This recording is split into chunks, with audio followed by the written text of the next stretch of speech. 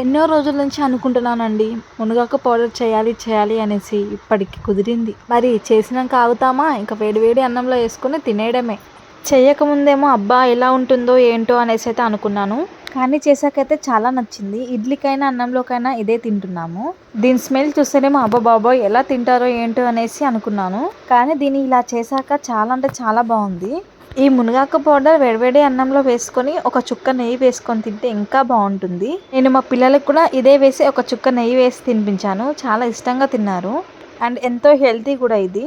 అబ్బో బాగానే చెప్తున్నావులే అని అంటారేమో. ఎవరికైనా ఒకటే చెప్తానండి నేను, ఈ మునగాకులో ఉండే ఔషధ గుణాలు ఏ పదార్థంలో కూడా ఉండకపోవచ్చు అని నేను చెప్తాను. పిల్లల నుంచి పెద్దవాళ్ళ వరకు ఎలాంటి రోగాలను రాకుండా దూరం చేస్తుంది. ఇంకెందుకు లేట్, మీరైతే ఆలస్యం చేయకుండా ఈ రెసిపీని అయితే ఇంట్లోనే ట్రై చేయండి. మీకు అందుబాటులో మునగాకు కనుక దొరికితే తప్పకుండా ఈ రెసిపీని ఏదో ఒక రకంగా ట్రై అయితే చేయండి.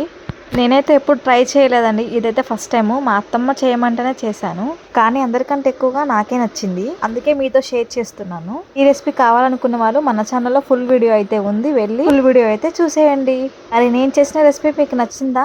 నచ్చినట్లయితే ఒక లైక్ అయితే ఇవ్వండి తప్పకుండా. అలాగే సబ్స్క్రైబ్ చేసుకోండి. ఇలాంటి రెసిపీస్ మీతో ఎన్నో షేర్ చేస్తూ ఉంటాను. ఈ వీడియో నచ్చినట్లయితే ఒక లైక్ అయితే తప్పకుండా ఇవ్వండి. మళ్ళీ వీడియోలో కలుద్దాం. Bye bye.